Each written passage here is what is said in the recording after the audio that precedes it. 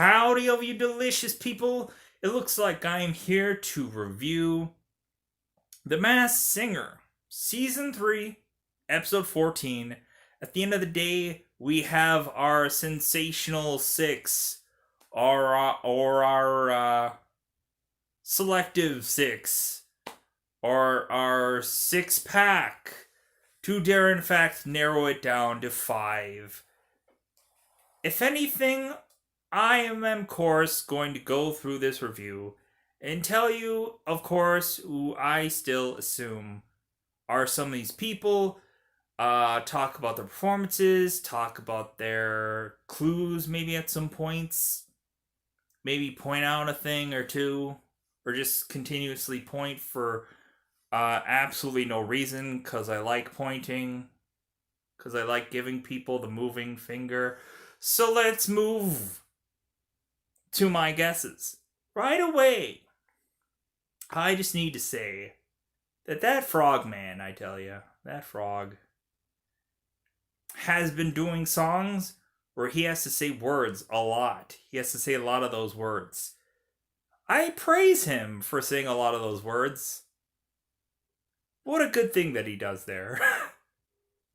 The frog. His clue package seemed to be very, shall we say, in a detective way. Very kind of clues and crimes and otherwise binding us together to figure out that this guy could be related to being on some kind of, detective show. Maybe a CSI show. Maybe a questionable CSI show. Maybe called CSI Cyber, maybe? So I can dare in fact say that the frog, in my idea, could be this thing called Bow Wow. Funny and bizarrely enough, it got to the point in which one of the judges came to that same consensus, and I consented at a nod of approval to just go, thank you for that choice. Because maybe Google could questionably be a powerful thing. Or maybe these people are going out of their way to watch my YouTube videos. I don't know. Maybe they want the coverage of hearing any kind of YouTube things. Cause knowing full well, supposedly, here's the hilarious thing before I get into the rest of the guesses. So, we have a Masked Singer show which is quite obviously taped. It's a taped, show at this point. But then there is supposedly some very much Masked Singer after show, which, is supposed to seem live, right? Because it's going on during this, health scare, dare we say. But funny enough, simultaneously, while said event was going on for a post Masked Singer show, Donnie Wahlberg was on said post Masked Singer show, talking on said show. And on YouTube, simultaneously during this post show, Donnie Wahlberg live with the rest of the New Kids on the Block on YouTube were doing Q&As, were talking to one another. Funny enough. So we can't even have a post show that isn't taped as well as the actual show. So, looking at it, people have answers in hand well before. So, none of this is live. None of this, everything is pre taped. Everything is pre done. Everything is, already done, son. It's all done. Nothing's live. Yeah, you can say, well, within the show, they kind of, within the Masked Singer show, they technically showcase that stuff was pre-shot. which is hilarious. So we have a post show that is already pre-taped as well as the actual show. Good God. And so, and funny enough, within that live stream of the New Kids on the Block, each one of the people had to have like name tags with the New Kids on the Block, and Joey McIntyre's name tag was called the Turtle, which ultimately you can kind of take that as, ooh, oh, big clue. Oh my God, he's the Turtle. Hey, we figured it out. Sure, if you want to go out of your way to assume that that clue is to tell you who the turtle is, go ahead and believe that. But at the end of the day, I just want to say that it's probably just a swerve, or because recently he was like earlier on he was told that he was the turtle, but recently they eventually switched answers and stuff like that after that. So, anyways, so it seems like the judges are kind of narrowing it down on much more intelligent answers, which is great for them. Hopefully, none of my discouraging talk about how ignorant their guesses are made them search into Google harder or watch any of my videos. Because who the F am I? Because I like the judges. I like the judges. It's just the fact that, like, man, I really just wish that, like, some of their answers are so way off. Like, I felt so, like, I felt so saddened that these guesses were just so always just off the mark repetitively. And it was just like, man, these people are people that live and breathe music every day. And it's always sad to say that they just can't get a thing right from time to time. So, anyways, it was like, so hopefully they get a thing right a little bit more. So, for sure, the turtle, who could quite questionably be Joey McIntyre. Let's throw that into the ring now. The turtle is Jesse McCartney, or McCarty, or Bacardi and Cola. I really want to say I'm sorry about butchering that name, because that man doesn't need that kind of uh hurtfulness, because at the end of the day, this guy just always sings good music, good songs every effing week. The turtle should win this show. I want the turtle to win.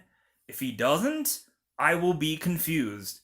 But if he doesn't, I can just, man, understand that, like, sometimes once people, like, guess a certain kind of celebrity correctly, and, like, it all kind of eventually starts to come down to, like, who has more star power on the show, is really what it comes down to. That really, with star power, it's kind of like, well, whoever is the most uh celebrity that is the highest rung of mass singer, then they get to be the winner, or the topper, or the good times person, whatever, good vibrant, yeah, whatever. So yeah, turtle, as per usual, putting on another clinic, putting on another good performance at the end of the day out of everybody. Because if everybody else doesn't go to their same old song and dance, where it's just kind of like, I didn't like anybody else but Turtle. I didn't like anybody. It was just blah. It was just blah. Like, the frog was kind of like meh, but everybody else was like blah. So frog meh, everybody else blah. It was like blah. Anyway, so let's, as I didn't. Yeah. The next person that I'm going to guess, I would assume is Nicole Richie for the kitty. Ultimately, yeah, I was just looking at it reasonably. There seems to be a lot of, like, clues alluding to, like, fashion kind of things. That this girl has some kind of, like, branding and stuff like that. Seems like a lot of clues kind of motion to She has some kind of lotion out there to be presented for people to buy. So otherwise, could be much more Nicole Richie than anybody else. I wish there was some kind of clue to her father at some points to kind of narrow it down, but whatever, I guess. It would be great if Nicole Richie actually did for once like one of her father's songs. That if it's really Nicole Richie as Kitty, it would just be great if she actually did, considering she does power ballads all the time anyways. Just do one of her father's songs. Even though in all actuality, she does not like ever really listening to her father's music. Because I think bejokingly in some interview, like somebody said it's like, hey, do you ever like go on a date with somebody and listen to your father's music in the background? It's like she's like, no. It's like, yeah, why would she ever do that? That sounds like a weird thing to ask someone. Um, but yeah, so the kitty I assume is either Kira Knightley or Nicole Richie. At the end of the day, I could just say that the kitty's performance to me, just like the old fashioned music of what she sang, I was just like, you know what? This girl tends to do a lot of like power ballads, and it's kind of getting old. But like this song really did not do her any favors. It didn't sound really good. I did not like this song. I liked all of her other performances. This one just kind of really fell flat to me. Not meaning that like the girl sounded like she was out of key or whatever. It's just like for me, I just didn't feel like the arrangement, like this music, this song was not correct for her. But then again, when looking at uh, Gordon Ramsay, he basically said, besides maybe the astronaut, that like everybody sounded good besides like one person, and it was weird. It was bizarre. So let's move on to the Dark Knight Light Batman Strange Angel, which I seem to never really know or remember exactly the name of this character, so I just call her Angel at points because I just give up because life is too short. Looking at it full well, I would still assess that this character is Candy Burris from the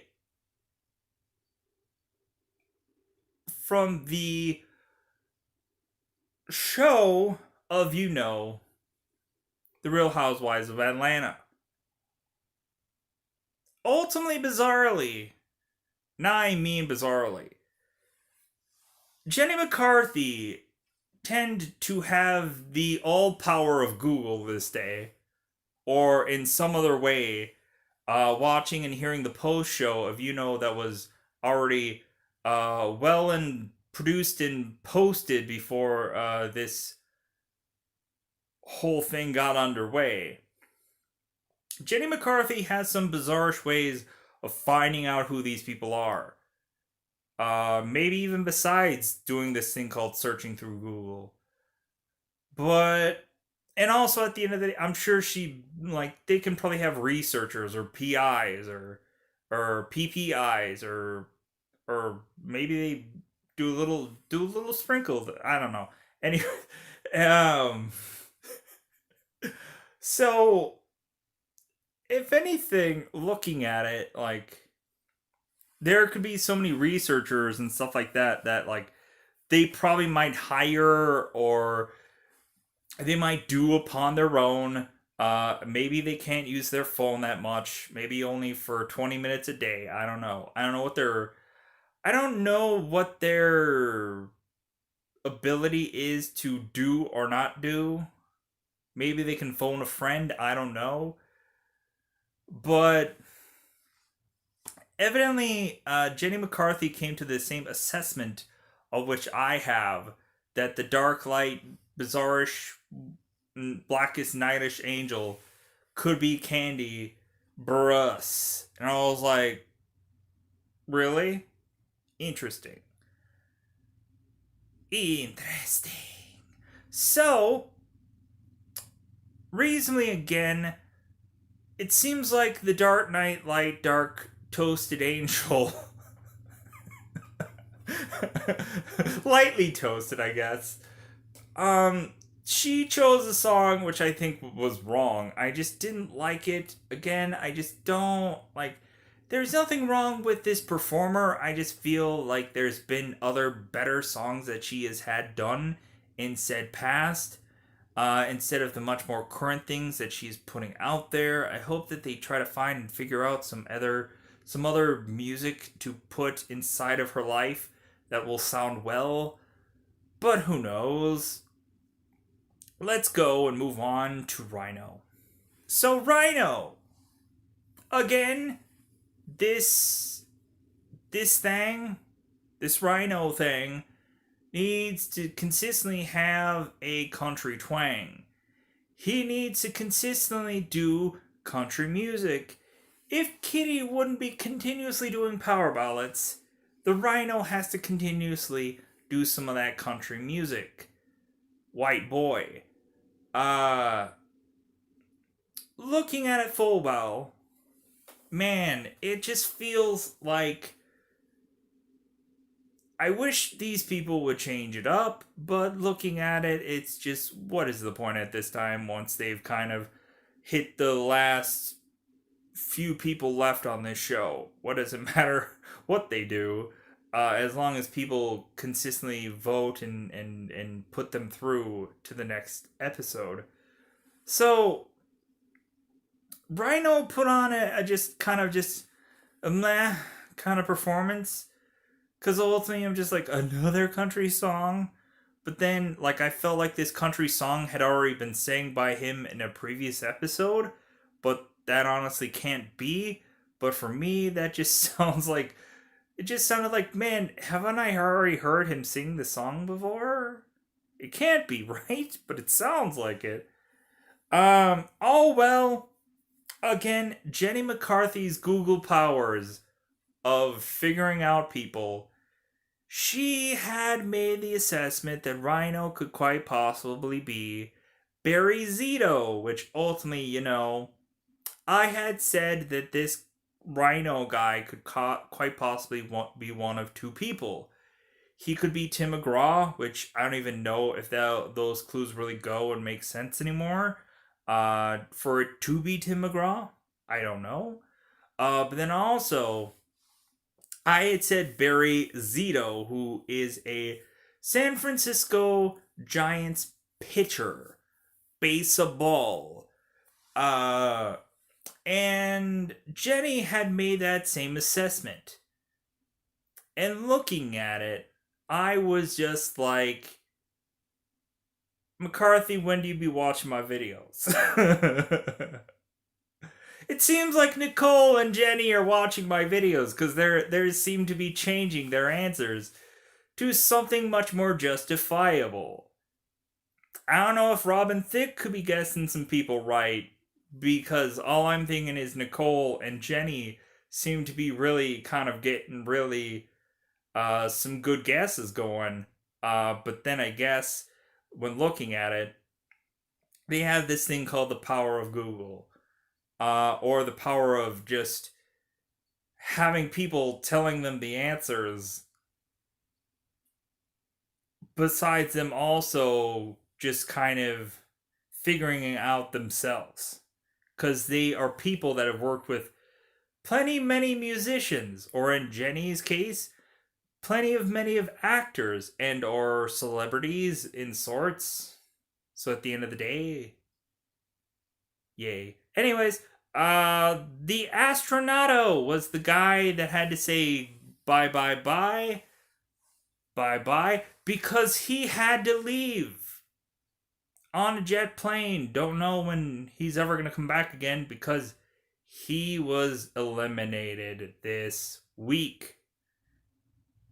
This man, this plan of Rocket Man, sang this song, which I ultimately felt like, meh.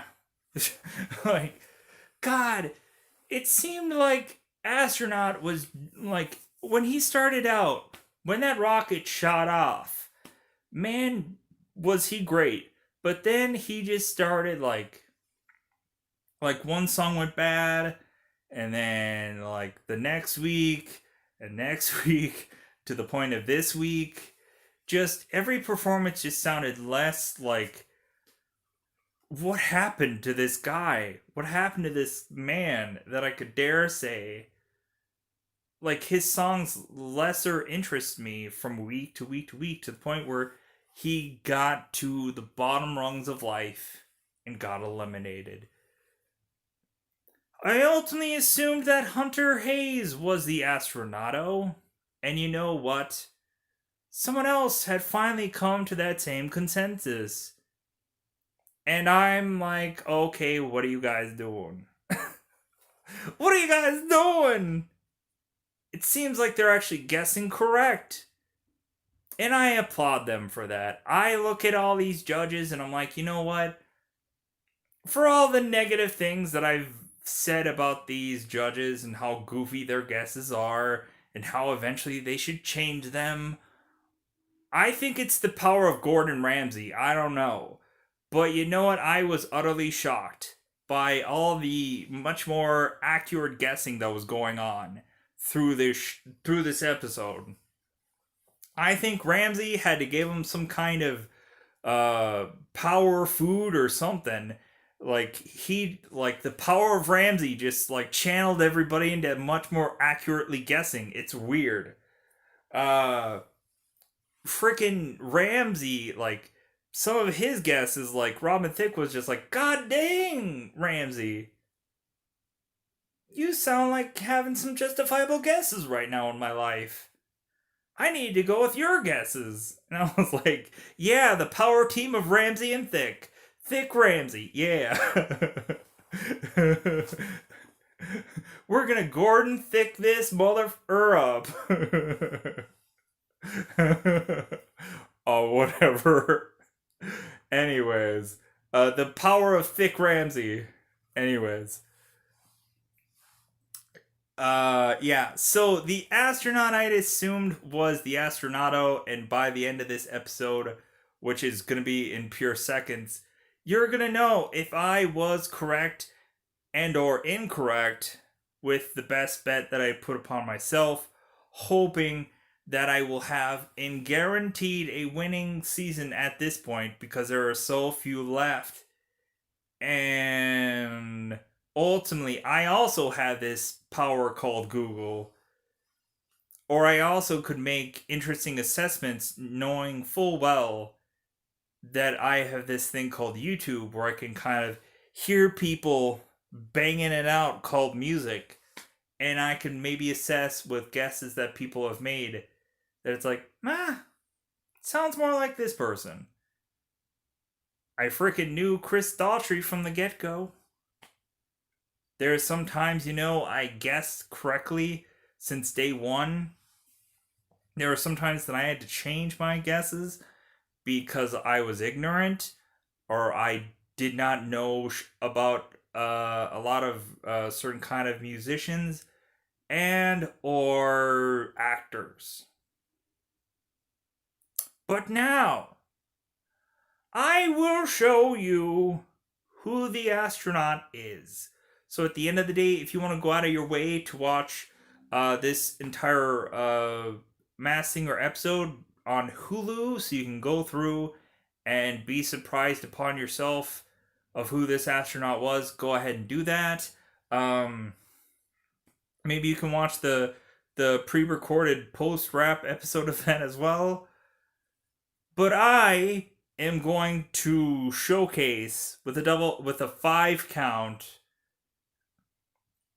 who the astronaut was, so you don't want to get spoiled.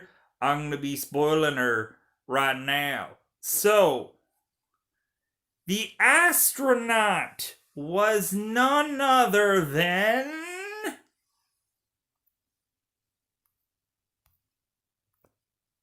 Oh my god, really? Oh, wow. Hunter Hayes! I did not do that for effect. Hunter Hayes. He is a Grammy nominated singer songwriter, evidently mostly for being known for writing a song from that thing called A Footloose, a soundtrack from the movie Footloose. Sure. Uh, evidently, like, if you saw some of the ridiculous clues that they said was like the clues that really told you like who this person was, I found those severely laughable. To see that a skeleton's foot that was placed in some portion of screen was to allude to Footloose, a song that Hunter Hayes had done. I am just like, you have got to be pulling my leg. You have got to be pulling my feet, taking my toes out, and just kind of wiggling them. By that thing that you say is a clue? Good grief, how would anybody think of that? Like, you would assess that that clue would be like, oh, bones. This must be a person that is from the show Bones. Who would say loose, footloose? Who would come to the assumption that like this guy is young? People might not even know that Footloose was remade into another movie. Cause evidently probably everybody probably cuts a foot loose at at marker one there. But when a lot of people think of Footloose, they think of this thing called a Kevin Bacon movie, not the other Footloose movie that cut an even footer loose. A loose footer.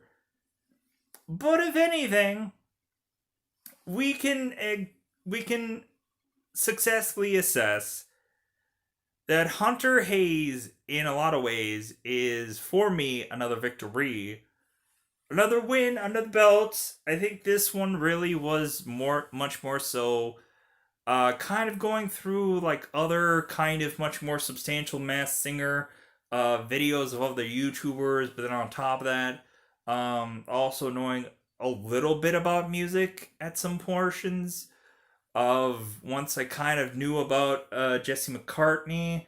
I was kind of maybe thinking that there was maybe some other young singer that maybe quite didn't have as big as a successful ride as justifiably Jesse McCartney. So kind of like, well, who other kind of person didn't quite have a good enough chance to be able to get some music out. And I guess we have to make that assumption of Hunter Hayes.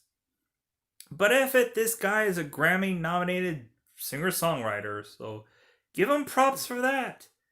Give him props for definitely also on the post episode of The Masked Singer. Somebody asked if he was single, and he was like, "Yeah, I'm single."